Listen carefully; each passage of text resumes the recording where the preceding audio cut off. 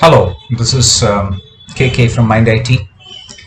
Let us examine what really goes into creating winning proposals. Um, Many of us would have written proposals performing heroics. Well, I certainly have done that in many of my earliest proposals, the night outs, working weekends, you know, putting in every effort that is possible to put together a proposal which is a winning proposition out there.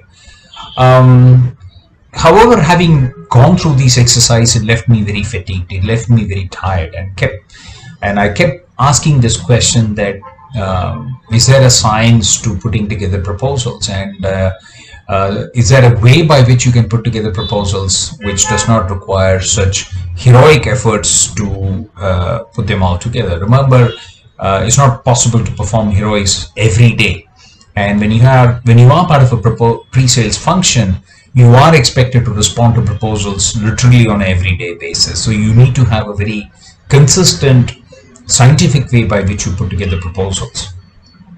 And this led me to do a lot of introspection and examination of all the proposals that I personally worked on, and Mind IT as an organization we have been operating on. And what led me to a firm conclusion is that there are two aspects to creating winning proposals. One is putting together the right content, and the second aspect is how do you put it together in a form and shape which makes a proposal very presentable. So we'll examine both these aspects and see how you can then work towards putting together proposals in a more scientific, structured, and predictable way. Creating winning proposals, as I've mentioned, requires you to create the right content and making sure that the proposal gets presented quite effectively.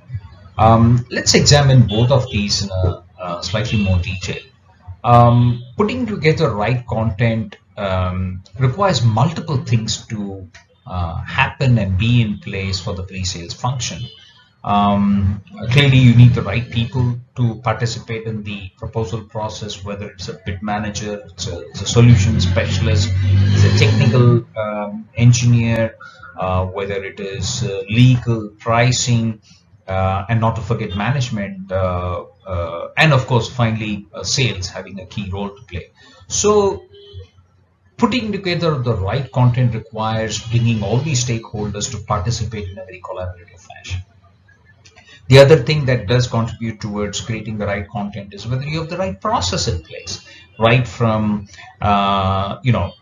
working out the winning strategy to planning and executing the proposal timeline, making sure that the different processes all come together in bringing all this together, whether it is your proposal reviews, whether it is having your win strategy workshops, or involving maybe even presentation and demos to the client. All these need to be part of the process, without which your ability to create the right content is going to get significantly compromised. Making sure what goes into the executive summary, basically your value proposition, is something which has to be thought through, and usually this ends up become a fairly iterative process. So you need to start this as early as possible within the proposal cycle, and not to forget, of course, that price always has a very significant role to play in the winnability of the proposal. So as you can notice, there are a number of elements that go into creating the right content, and having the people, process, content are all what is going to drive the creation of the right content. So this is one, if I may say, dimension of creating winning proposals. On the other hand, you have the presentation aspect of the proposal, which is where your graphics and visual design teams come into play. Although from a skill and competency standpoint, this is a slightly lower order skill, but nevertheless it's an equal contributor towards putting together winning proposals, because right from how do you design a cover page. So just to give you an example, there was this IT company which was responding to the requirement of an IT solution for a pizza company, and they designed the entire proposal to look like that of a pizza box.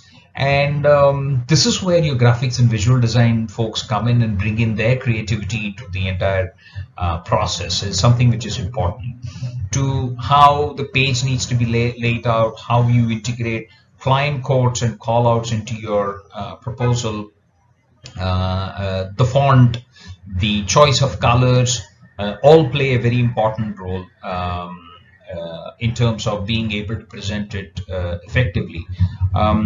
Let's remember, the bottom line is, if RFPs are boring, then our proposals tend to be doubly boring, and the onus is definitely on us to therefore present our proposals at least in a creatively better form, if not at least as far as the content is concerned. So both these really go hand in hand in being able to submit winning proposals to your client. So do bear this in mind, and hopefully this will help you set a template for you to put together winning proposals.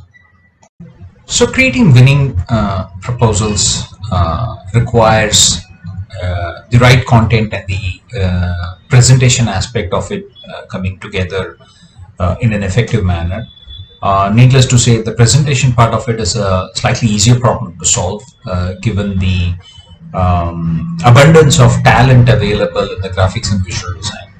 But the creating of the right content is the more complex problem to solve for pre-sales function. And what is proven time and again is that investing in the people, process, and content side of things will pay some rich dividends in your proposal journey.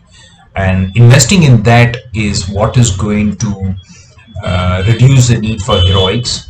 Needless to say, there is occasional heroics which is still required, but to bring in more predictability and at the same time improve the outcomes of the pre-sales function in terms of more wins and better wins is always going to be determined by how effectively you organize along these lines. So I hope you found this video useful. Thank you very much.